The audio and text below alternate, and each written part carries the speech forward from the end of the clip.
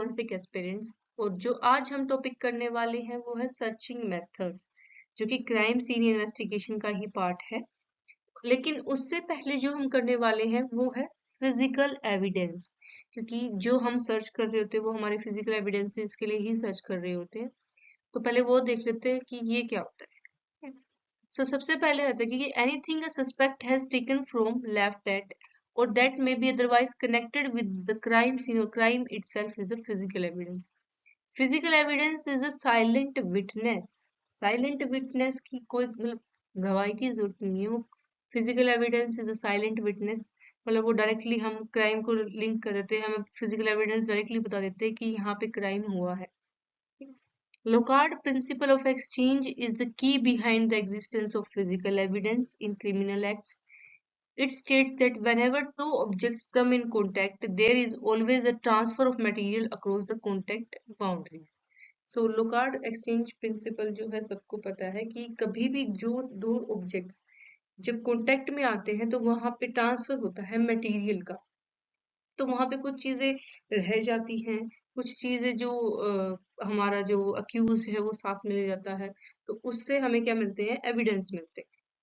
दो टाइप के physical evidence होते हैं, movable evidence and fixed evidence.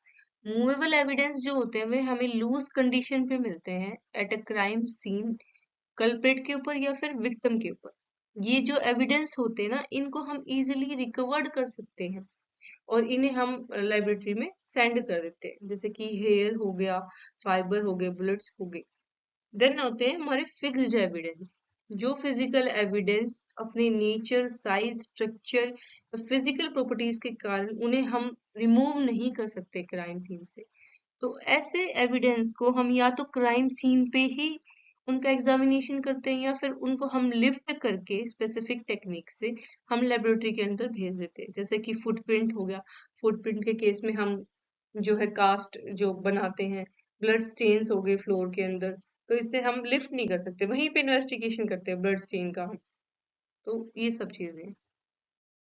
Next है कि टाइप्स और भी होती हैं फिजिकल एविडेंस की, लेकिन इतना ज्यादा हम टाइप्स अब डिस्क्राइब नहीं कर सकते, लेकिन और भी टाइप्स हैं जो मैंने डिस्क्राइब किए हैं यहाँ पे। जैसे कि बॉडी मटेरियल हो सकता है, जैसे कि कोई भी हेयर सैंपल या फिर कोई सीमन सैंपल प्रेजेंट है। केमिकल सब्सटेंस हो सकते हैं, जैसे कि ड्रग्स वगैरह हो सकते हैं, वेपन्स हो सकते हैं, बुलेट्स, कार्ट्रिज, केसेस वगैरह।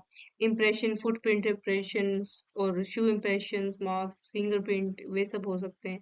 फाइबर्स हो सकते हैं, इम्प्रेशन, जैसे कि थेफ्ट के केस में अगर कहीं पे किसी ने डोर को ओपन करने के लिए किसी टूल का इस्तेमाल किया तो वहां पे टूल मार्क्स हो सकते हैं। देन डॉक्यूमेंट, फोर्जरी का केस हो गया या फिर काउंटरफेट का केस हो गया, इन सब में जो है हमें एविडेंस मिल सकते हैं। तो ये another types of physical evidence है। सो नेक्स्ट हमारा टॉपिक है general concept of crime scene searches.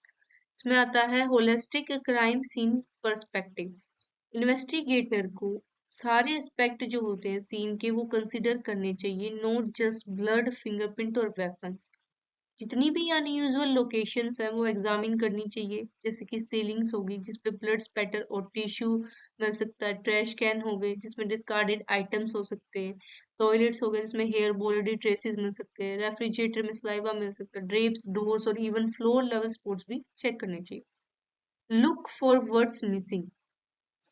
जहाँ पे वो जो चीजें प्रेजेंट हैं वो तो हम नोटिस करते ही हैं, लेकिन जो मिसिंग आइटम्स होते हैं जैसे कि कोई नाइफ हो गया या फिर क्लोथिंग हुई, वो हमें क्रिटिकल लीड्स प्रोवाइड कर सकते हैं। क्योंकि मिसिंग आइटम अगर सस्पेक्ट के पास मिलते हैं तो हम क्राइम सीन से उसको लिंक कर सकते हैं। Use different vantage points. Evidence कई बार क्या होता है कि जब हम स्टैंडिंग पोजीशन से देख रहे होते हैं तो एविडेंस कई बार छूट जाते हैं, हमारी नजरों में नहीं आते हैं, तो उस केस में हम लो और हाई एंगल से उसको चेक कर सकते हैं। नेक्स्ट है मेथोडिकल एंड सिस्टमेटिक सर्चिंग। अगर हम क्योटिक और रश्ड तरीके से चेक करेंगे तो रिस्क होता है कि एविडेंस मिस हो सकते हैं या फिर डैमेज हो सकते हैं या फिर कंटामिनेट हो सकते हैं। तो एक डिसिप्लिन्ड और लॉजिकल अप्रोच जो है वो क्रूशियल होती है सर्चिंग के लिए। नेक्स्ट हमारा expect different evidence types for different crimes. Each crime type suggest specific evidence, हर एक क्राइम में एक स्पेसिफिक एविडेंस सजेस्ट होता है, जैसे कि बर्गलरी और थेफ्ट के केस में tool marks, footprint, entry points हम देख सकते हैं। असोल्ट के केस में blood, clothing fibres, weapons. Homicide के केस में डीएनए, वेपन्स, ट्रेस एविडेंस वगैरह देखते हैं।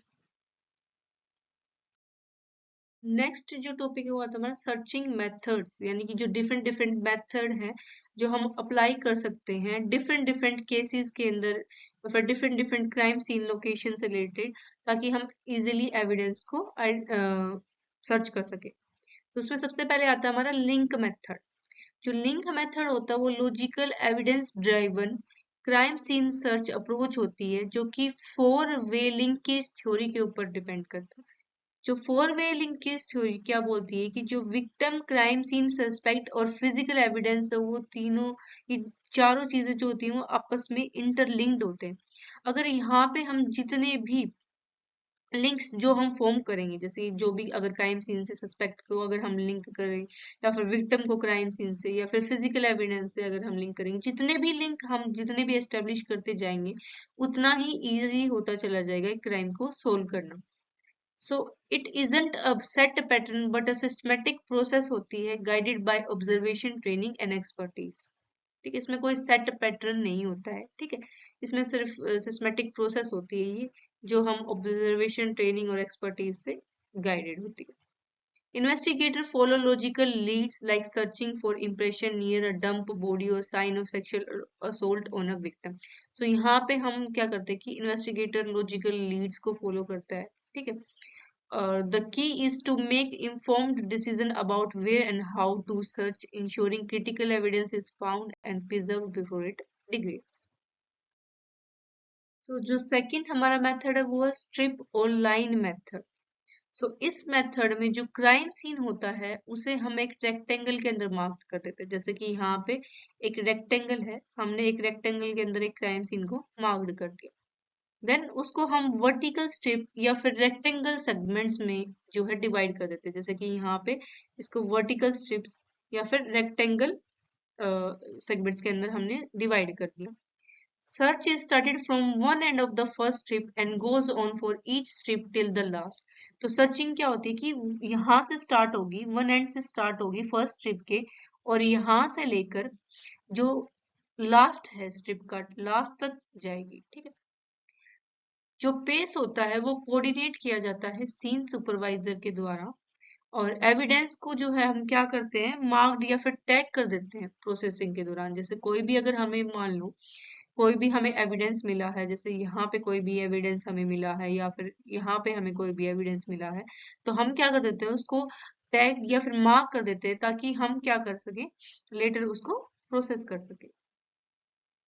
देन हमारा आता है कि बेस्ट सूटेड होता है ये लार्ज ओपन एरियाज के लिए, जैसे कि फील्ड हो गए, पार्क हो गए, रोड्स हो गए, या फिर रूरल लैंडस्केप हो गया। ठीक, can be use with a few और many peoples, even 100 if needed. Next है हमारा स्पाइरल मेथड, जिसमें क्राइम सीन को कंसिडर किया जाता है सर्कुलर इन लेआउट, और इसमें दो टेक्निक होती है, इनवर्ड स्पाइरल और आउटवर्ड स्पाइरल। सो इनवर्ड स्पाइरल में क्या होता है कि यहाँ हम आउटर बाउंड्री से शुरू करते हैं और इन्वेस्टिगेटर मूव करता है इनवर्डली, ऐसे स्पाइरल पाथ जो है वो इनवर्डली मूव करेगा, और फाइनली जो है यहाँ पे क्रिटिकल पॉइंट पे पहुंच जाएगा, जो कि सेंटर होता है इसका। जो डायमीटर होता है ना वो डिक्रीज करता है प्रोग्रेसिवली, हर एक लूप के साथ क्या करेगा डिक्रीज करेगा, जो इसको हम कॉन्ट्रैक्टिंग स्पाइरल भी बोलते हैं। देन हमारा आता है और आउटवर्ड स्पाइरल। आउटवर्ड स्पाइरल क्या होता है, देखो इसका उल्टा होगा कि यहाँ जो है क्रिटिकल पॉइंट से स्टार्ट होगा ये सेंटर से, और ये बाहर की तरफ हम क्या करेंगे स्पाइरल मैनर में बाहर की तरफ मूव करेंगे। ठीक है, अवे फ्रॉम द सेंटर। और जो डायमीटर होता है यहाँ पे क्या करेगा, वहां पे जो है डायमीटर क्या कर रहा था डिक्रीज कर रहा था, यहाँ पे डायमीटर क्या करेगा इंक्रीज होगा। ठीक है, इसे हम बोलते हैं एक्सपेंडिंग स्पाइरल। देन हमारा आता है आउटडोर सीन के लिए इसको प्रेफर किया जाता है। ठीक है, जैसे कि फील्ड हो गए, पार्क्स हो गए, क्योंकि हमें इनफ स्पेस मिल जाता है कि हम स्पाइरल पाथ को मेंटेन कर सके। ठीक है, जहां पे फिजिकल बैरियर नहीं होते वो ये वहां पे ये सबसे ज्यादा यूजफुल होता है। इंडोर सीन में ये बहुत कम देखा जाता है क्योंकि वहां पे स्पेस कॉन्स्ट्रेंट्स हो जाते हैं और फर्नीचर जो है वो वॉल्स प्रेजेंट हो जाती है। और यहाँ पे मतलब कंसिस्टेंट स्पाइरल बना के रखना वो जो है मतलब मुश्किल हो जाता है क्लस्टर्स एरियाज के या फिर टाइट एरियाज के अंदर। नेक्स्ट हमारा आता है जोनल मेथड। सो जोनल मेथड में हम डिवाइड कर देते हैं क्राइम सीन को मैनेजेबल जोन्स के अंदर टू बी सर्च सिस्टमेटिकली। जैसे कि यहाँ पे हमने एक 4 जोन्स के अंदर जो है क्राइम सीन को डिवाइड कर दिया। इसे हम क्वाड्रेंट मेथड भी बोलते हैं।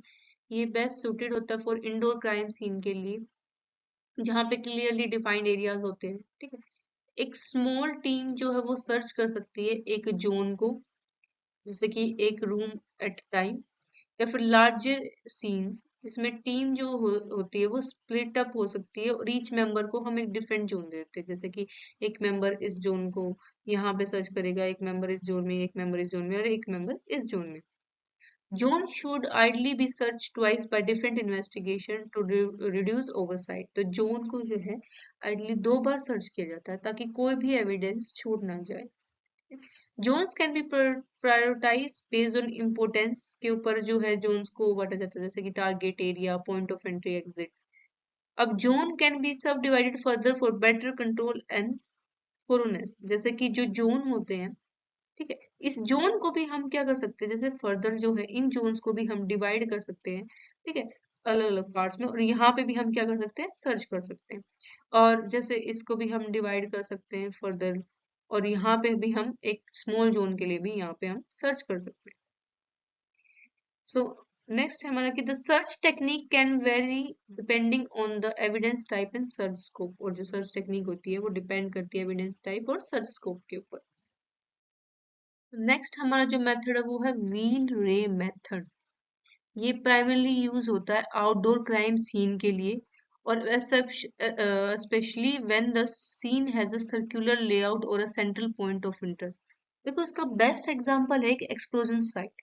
देखो जहां पे मान लीजिए यहाँ पे एक मतलब आईईडी वगैरह ब्लास्ट हुई है, ठीक है, तो डेब्रीज कहाँ जाएंगी, इधर इधर आपस में फैल जाएंगी इधर। ठीक है, यहाँ पॉइंट ऑफ क्या है, यहाँ पे हमारा पॉइंट यहाँ से तो एक्सप्लोजन हुआ इस पॉइंट से, ठीक है, यहाँ पे सेंट्रल पॉइंट ऑफ इंटरेस्ट है हमारा। ठीक है, तो या फिर कोई बॉडी लोकेशन या फिर इम्पैक्ट पॉइंट हो। ठीक है, तो ये जो मेथड होता है उसमें ज्यादा काम आता है।